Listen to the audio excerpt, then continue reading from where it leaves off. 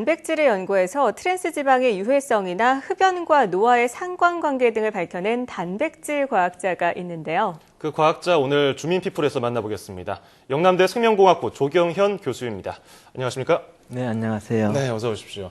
오늘 교수님 뵈니까 굉장히 활력 넘치고 건강해 보이시는데 특히 그 국민들의 건강과 관련된 연구를 많이 해오셨다고 들었어요. 어떤 연구들이 있는지 좀 소개해 주시죠. 네, 그렇습니다. 저는 그 개인의 노력으로 그 노화를 조절할 수 있다는 믿음을 가지고 그 혈액 속의 단백질 변화에 대한 연구, 그리고 건강과 노화에 대한 노화의 억제나 촉진에 관한 연구, 그에 따라 단백질이 변화되는 것을 관찰을 했습니다.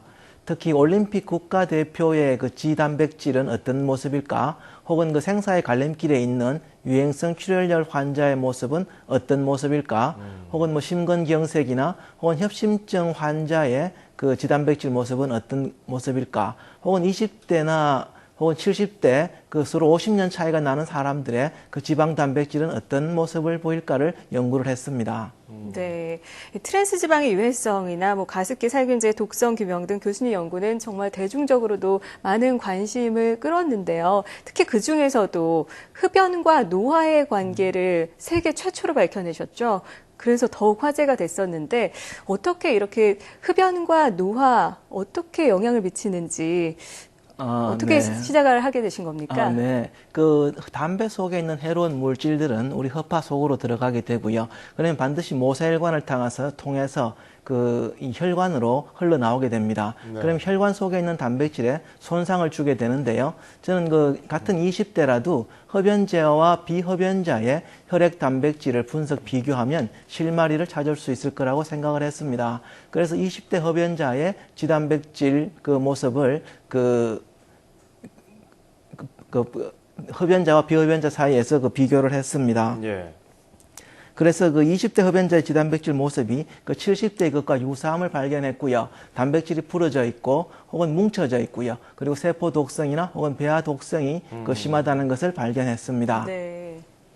그래서 여기에 돌연사나 혹은 당뇨성 하지절단 혹은 시력 상실이나 불임, 저출산이나 저체중화 등의 문제들도 이런 혈청 지단백질의 변화와 연관이 있었다는 것을 알아냈습니다. 예, 지방 단백질 관련해서 하여튼 담배 피우니까 안 좋은 거랑 안 좋은 거 다 있는 것 같아요. 별의별 게 다 나왔는데 그 중에서도 20대하고 70대 그 혈액 단백질이 유사했다는 게 좀 충격적이긴 합니다.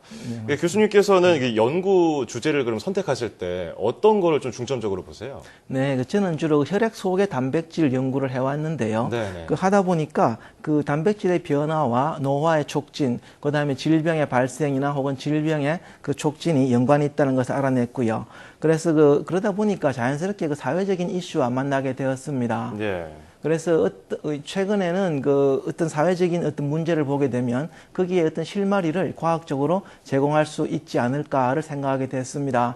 특히 저체중화 문제, 혹은 조산화의 문제, 혹은 불임이라든지 이런 데 혈청 지단백질이 어떤 관계가 있나. 그리고 가습기 살균제로 사람이 죽었다면 이 호흡기 외에 혈관계에는 어떤 영향이 있을까? 그리고 담배를 피우면 늙어 보인다는데 그 이유는 혈액과 어떤 연관이 있을까? 이런 것들을 이제 생각을 하게 되었습니다. 네, 사회적으로도 이슈가 되는 문제들을 특히 많이 연구를 하셨고 또 지난 5년 동안 단백질과 노화, 당뇨와 심혈관 질환과 관련해서 논문을 70편 이상 발표하신 것으로 알려져 있는데요.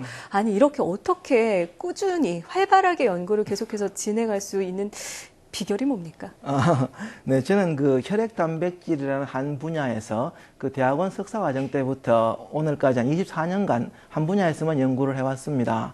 그래서 혈관 노화와 그다음에 혈관 노화는 이 온몸의 조직과 혹은 장기 노화를 일으키고요. 또 혈액 단백질이 영향을 주지 않는 곳이 없습니다. 그래서 자연스럽게 논문거리가 좀 많이 도출이 됐고요. 예. 그리고 주변의 동료 교수들과 혹은 임상 의사들과의 활발한 교류나 토론, 그리고 공동 연구나 혹은 아이디어나 영감을 주고받는 것을 통해서 많은 논문을 쓸 수 있는 주제를 도출하게 되었습니다. 예.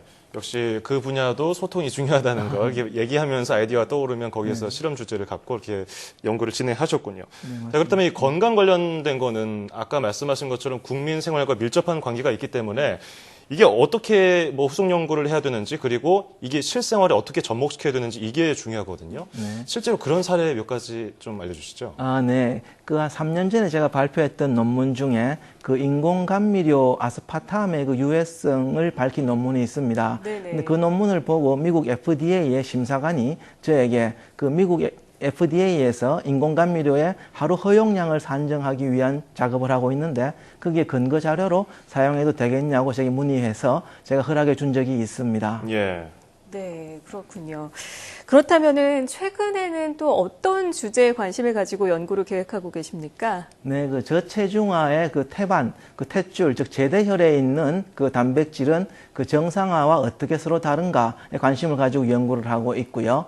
그 성장 호르몬의 개선을 통해서 외소증을 좀 치료할 수 있는 방법, 그리고 주름 개선이나 혹은 그 손상된 장기의 회복, 또한 그 지단백질을 사용해서 효과가 향상된 바이오 의약품이나 주름 개선 혹은 여드름 억제제 이런 기능성 화장품을 만드는 일에 좀 더 주력하고 있습니다. 네. 정말 누구나 관심을 가질 만한 연구 주제들이 많아서 굉장히 흥미로운데요. 네.